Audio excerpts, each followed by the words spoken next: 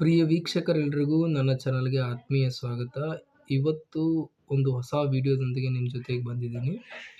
ಇವತ್ತು low quality ಇರ್ತಕ್ಕಂಥ stud ಐಟಮ್ನ identify ಮಾಡಿದ್ದೀನಿ.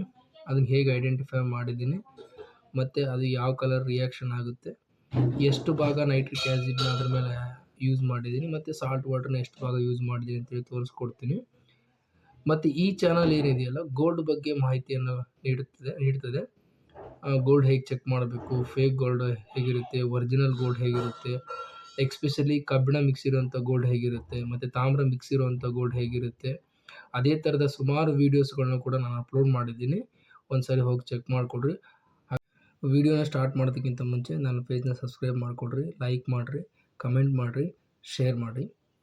ಹಾಗಾದರೆ ಬನ್ನಿ, ನಾನು ಐಡೆಂಟಿಫೈ ಮಾಡಿರುವಂಥ ಐಟಮ್ನ ನಾನು ನಿಮಗೆ ತೋರಿಸ್ಕೊಡ್ತೀನಿ.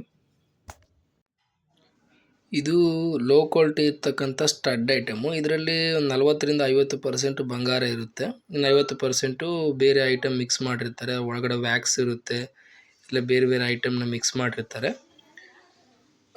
ಅದನ್ನು ಡೀಪಾಗಿ ನೋಡಿರಿ, ನೋಡೋದಕ್ಕೆ ಒರಿಜಿನಲ್ ಥರನೇ ಕಾಣುತ್ತೆ, ಬಟ್ ಅದು ಲೋ ಕ್ವಾಲಿಟಿ ಇರುವಂತಹ ಐಟಮ್ಮು. ಫಸ್ಟ್ ಅದನ್ನು ನಾನು 4-5 ಭಾಗ ಅದನ್ನು ಅಪ್ರೈಸ್ ಮಾಡಿದ್ದೀನಿ. ಅಪ್ರೈಸ್ ಮಾಡಿದ ಮೇಲೆ ಆ್ಯಸಿಡ್ನ ಬಿಟ್ಟಿದ್ದೀನಿ, ಅರ್ಧ ಭಾಗಕ್ಕೆ ಆ್ಯಸಿಡ್ನ ಬಿಟ್ಟಿದ್ದೀನಿ, ಅದನ್ನು ತೋರಿಸ್ತೀನಿ. ಸಾಲ್ಟ್ ವಾಟರ್ನ ಹಾಕಿದ್ದೀನಿ. ಈ ರೀತಿ ಲೋ ಕ್ವಾಲಿಟಿ ಇರುವಂಥ ಐಟಮ್ಮು ಆ್ಯಸಿಡ್ ಹಾಕಿದ ತಕ್ಷಣ ರಿಯಾಕ್ಷನ್ ಆಗ್ತವೆ, ಸಾಲ್ಟ್ ವಾಟರ್ ಹಾಕೋ ಅವಶ್ಯಕತೆ ಇರಲ್ಲ.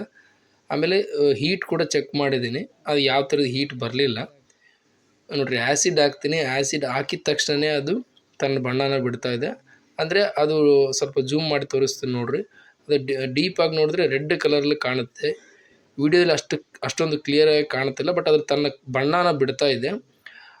ಈ ರೀತಿ ಗೋಲ್ಡ್ ಏನಿದೆಯಲ್ಲ, ಇದು ಲೋ ಕ್ವಾಲಿಟಿ ಇರ್ತಕ್ಕಂಥ ಗೋಲ್ಡ್. ಇದರಲ್ಲಿ 40-50% ಮಾತ್ರ ಬಂಗಾರ ಇರುತ್ತೆ.